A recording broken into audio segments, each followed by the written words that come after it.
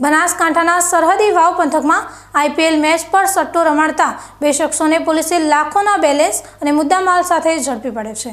ક્રિકેટના મહાકુંભ વચ્ચે સટ્ટાખોરો પર પોલીસની આ લાલ આંખથી ફફડાટ વ્યાપી ગયો છે।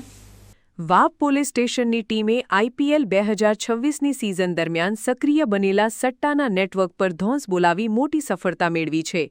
જિલ્લા પોલીસ અધિક્ષક ચિંતન તેરૈયાની સૂચના અને માર્ગદર્શન હેઠળ વાવ પોલીસ ઇન્સ્પેક્ટર એસ.એમ. વસાવા અને તેમનો સ્ટાફ પેટ્રોલિંગમાં હતો તે દરમિયાન ચોક્કસ બાતમી મળી હતી કે વાવ ટાઉનના રાઠોડવાસમાં બે શખ્સો મોબાઈલ એપ્લિકેશન દ્વારા ક્રિકેટ સટ્ટો રમી રહ્યા છે।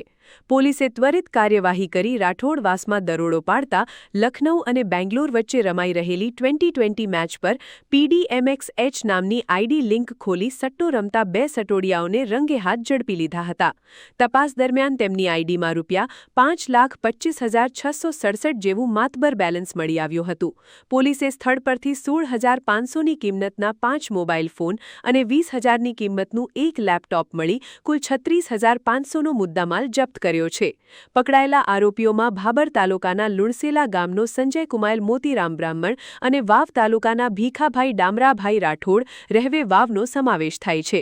વાવ પોલીસે આ બંને ઇસમો વિરુદ્ધ જુગાર ધારા હેઠળ ગુનો નોંધી આ સટ્ટાના તાર અન્ય ક્યાં જોડાયેલા છે તે દિશામાં વધુ તપાસના ચક્રો ગતિમાન કર્યા છે।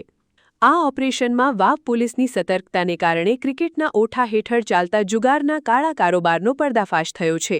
પોલીસની આ કડક કાર્યવાહી બાદ સટ્ટો રમાડતા અને રમતા તત્વોમાં ફફડાટ ફેલાયો છે, ત્યારે આગામી મેચોમાં પણ પોલીસનું સઘન ચેકિંગ ચાલુ રહે તેવી પૂરેપૂરી શક્યતા છે।